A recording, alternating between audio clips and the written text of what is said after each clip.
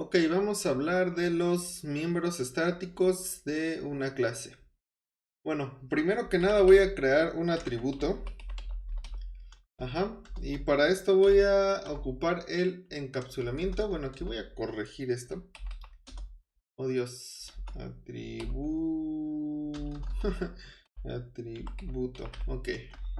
Bueno, voy a crear un atributo del cual voy a ocupar el encapsulamiento, por lo tanto le voy a poner private y va a ser de tipo string y como nombre va a llevar este atributo frase.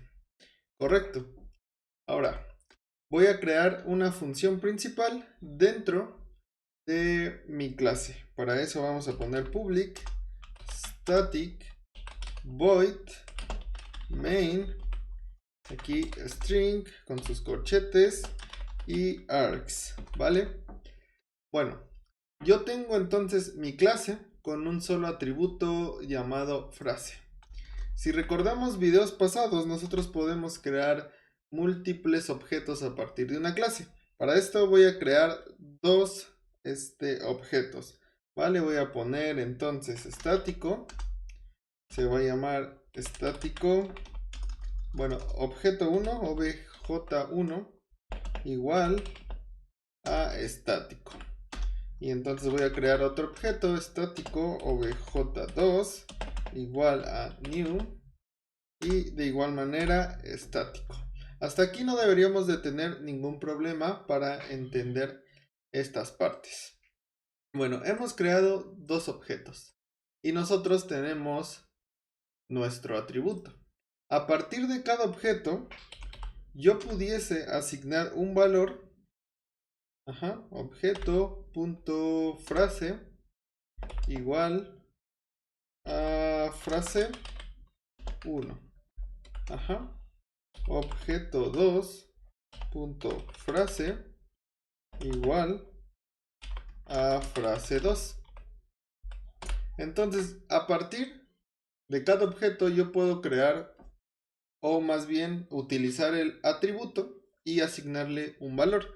Recordemos que aquí es de tipo privado, pero lo estoy pudiendo utilizar aquí sin ningún getter and setter porque lo estoy utilizando dentro de la misma clase. Bueno, entonces dijimos, a través de cada objeto yo estoy asignando un valor al atributo y si yo los mandara a imprimir, por ejemplo, objeto 1.frase, voy a crear una copia aquí y va a ser del objeto 2. Si yo ejecuto mi programa, podemos ver que cada objeto tiene frase 1 y frase 2, dependiendo lo que nosotros hayamos asignado en esta parte, ¿correcto? Y para ver o hablar específicamente de los miembros estáticos, debemos de poner antes de el tipo de dato y después del modificador de acceso static. Bueno, antes entendiendo bien, si nosotros no tuviéramos aquí static, al momento de que nosotros creamos un objeto, lo que este está haciendo es crear una copia de este atributo. Y esta copia, por ejemplo, esta de aquí, pues le va a pertenecer al objeto 1. Esta de aquí, pues le va a pertenecer al objeto 2, obviamente. Al momento que yo pongo aquí static, ya este objeto, o este atributo, perdón, no le va a pertenecer o no va a poder hacer una copia por cada objeto creado, sino que este objeto ya va a ser 100% propiedad de la clase. ¿Y qué pasa esto? Porque, por ejemplo, si yo vuelvo a ejecutar, vemos que ahora dicen ambas piezas o ambos objetos en la impresión, me dicen frase 2. ¿Por qué pasa esto? Como les decía, si no está static, cada objeto crea una copia del atributo y le asigna un valor. Pero en cambio, cuando ya tiene static, este atributo ya le pertenece a la clase.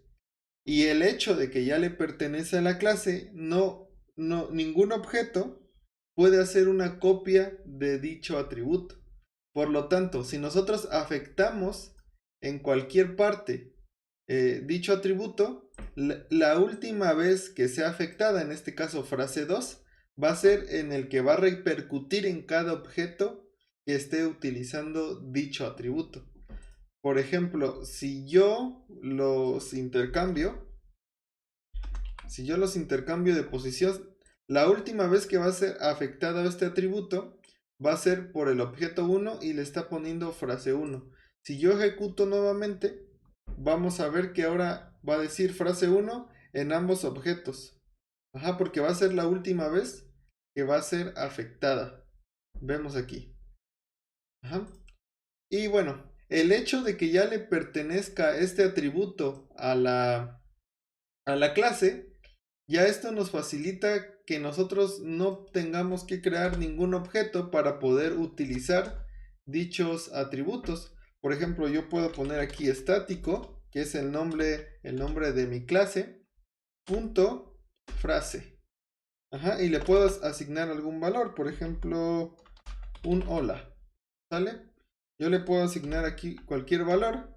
Y si lo quiero utilizar, pues de igual manera, por ejemplo, south estático punto frase. Si yo ejecuto también aquí, podremos ver que pues va a mandarnos impresión a la consola el hola, sin ninguna necesidad de crear algún objeto. Ajá. Entonces yo lo puedo llamar directamente desde la clase. Ahora, esto también pasa o es similar si por ejemplo yo creara una función. Yo le puedo decir que una función sea de tipo public, aquí public, y que sea estática. Ajá. Va a retornarnos un entero y le voy a poner una suma. ¿Sale? Y va a recibir int n1, int n2. Va a recibir esos parámetros. Entonces aquí yo voy a crear otra variable llamada suma, que va a ser igual a la suma de n1, ay Dios, más n2. Y por obvias razones, pues me va a retornar, aquí no sé qué le moví, aquí, a ver, aquí me va a retornar lo que dé suma. De igual manera, como esta es una función estática, yo puedo hacer uso de esta función a través de mi clase. Ajá, estático punto suma. Ajá, y le voy a decir que me sume 5 más 5. De esta manera. Y bueno, para verla, vamos a mandarla imprimir aquí. Y vamos a eliminar esto para que no nos cause ese error. Entonces yo vuelvo a ejecutar. Y vamos a ver la suma de 5 más 5. Vemos aquí 10. Y de nuevo, no tuve la necesidad de crear ningún objeto por el hecho de que es estático. Estática mi función. Ajá. Entonces, cuando es estática, ya sea un atributo o una función, le va a pertenecer 100% a la clase. Nos vemos en un siguiente video.